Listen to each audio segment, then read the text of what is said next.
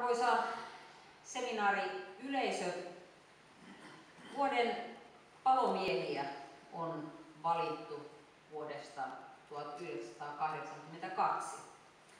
Ja tämä valinta on merkittävä tunnustus paitsi henkilölle, myös koko alalle. Jos ajatellaan erilaisten ammattien arvostusta, niin me nähdään, että monenlaisissa mittauksissa juuri palomiehet ovat olleet aivan kärkisijoilla ammattien arvostuksessa. Ja on hienoa, että meillä on myös tällainen perinne ja traditio, jossa valitaan sitten tämän ammattikunnan keulakuvaksi ja kärjeksi vuoden palomies. Kunniatehtäväni on julkistaa tässä tilaisuudessa vuoden 2014 palomies. Hän on henkilö, joka on toiminut laaja-alaisesti pelastusalalla niin päätoimisena paloesimiehenä Keski-Suomen pelastuslaitoksella kuin myös sopimuspalokunnassa Jyväskylän VPK:ssa. Hänen panostuksensa palomiesten työturvallisuuden lisäämiseksi ja altistumisen vähentämiseksi puhdas paloasema toimintamallin avulla on ollut merkittävää suomalaisessa palokuntakulttuurissa. Puhdas paloasema toimintamallin tavoitteena on terveempi palomies. Vuodesta 2011 hän on edistänyt Ruotsissa kehitetyn mallin jalkauttamista Suomeen.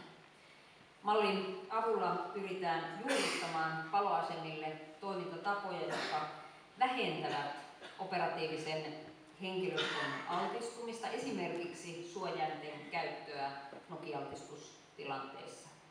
Lähtökohtana on se, että pienin muutoksin voidaan saada lisää terveitä vuosia palomiehille.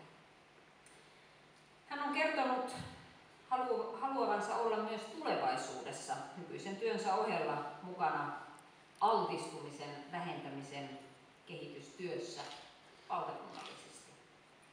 Hän on mukana Työterveyslaitoksen uudessa altistumistutkimuksessa Keski-Suomen pelastuslaitoksen edustajana. Tällä tutkimuksella selvitetään, altistuuko operatiivinen henkilöstö ja onko suojautumisella vaikutusta altistumisen määrään.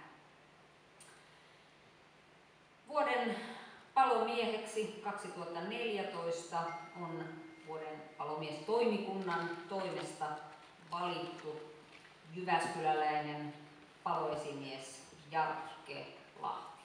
Onneksi olkoon.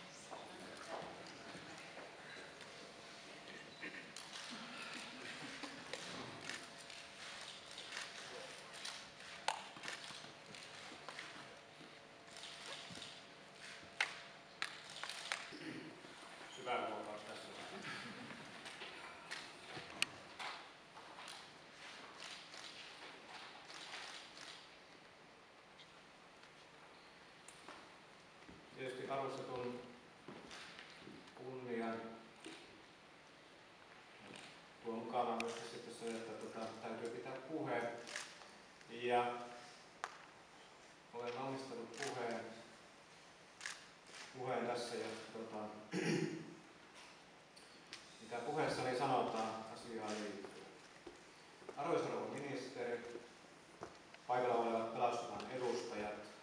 naiset ja miehet. En voi muuta kuin esittää erittäin suuret kiitokset vuoden palomieheksi nimittämisestä. Olen aina ihaillut niitä pelastusalan osaajia, jotka tämän arvostetun tittelin ovat saaneet. Ja nyt olen itse tässä tilanteessa. Arvostan suuresti, että työlleni on annettu tunnustus, josta en tähän mennessä ole voinut kuin haaveilla. Tunnustus ei voinut myöskään tulla enempää yllätyksenä. Olen erittäin tyytyväinen siitä, että valintaperusteissani on huomioitu koko ura pelastustoimen parissa. Kehittymisessä olen aina nähnyt tärkeän monipuolisuuden ja laaja-alaisuuden. Suurimpina ansioina valintaperusteissa on kiinnitetty huomiota operatiivisen henkilöstön altistumisen vähentämisen kehittämiseen. Keski-Suomen pelastuslaitoksessa käyttöön otettu puhdas paloasemamalli on päässyt nyt arvoon, johon se mielestäni kuuluu. Altistumisen vähentämisestä on puhuttu Suomessa jo pitkään. Keski-Suomen pelastuslaitos on Suomessa tässä asiassa suunnannäyttäjä ja Ruotsissa kehitetyn Self-TO-mallin jalkauttaja. Olen tehnyt siis sen, minkä olen nähnyt tärkeänä, ja mielestäni siinä myös onnistunut. Puhdas paloasemamallin saama suosio pelastuslaitoksissa yllätti, ja olen erittäin tyytyväinen siitä, että malli on jalkautunut kentälle ja puhtaampien työtapojen omaksuminen on alkanut. Jotta kehitystyö jatkuisi, on aika saada myös tutkimustietoa siitä, miten paljon operatiivinen henkilöstö oikeasti altistuu. Tutkimustyö on alkanut Työterveyslaitoksen toimesta ja vuoden kuluttua meillä on toivottavasti tutkimustietoa ja tutkimustietoon perustuvat suojautumissuositukset. Silloin Suomen pelastustoimi voi tässäkin asiassa olla suunnannäyttäjä myös maamme rajojen ulkopuolella. Kehitys jatkuu. On tärkeää kehittää operatiivisen henkilöstön työturvallisuutta kokonaisvaltaisesti. On tärkeää ulottaa kehitystyö myös harjoitustoimintaan, pelastusalan koulutukseen, sopimuspalokuntien toimintaan ja operatiivisen henkilöstön altistumisen seurantaan.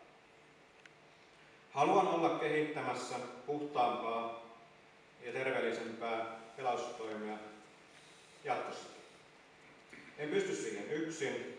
Työssä tarvitaan kaikkia osapuolia. Menkäämme siis kohti puhtaampaa tulevaisuutta, suuntaan oikein. Haluan vielä kiittää Keski-Suomen pelastuslaitosta, esimiehiäni, koko operatiivista henkilöstöä hyvästä ja rakentavasta asenteesta tähän kehitystyöhön. Erityiskiitos niille henkilöille, jotka ovat vaikuttaneet henkilökohtaisella panoksellaan kehitystyön onnistumiseen. Niitäkin on paljon.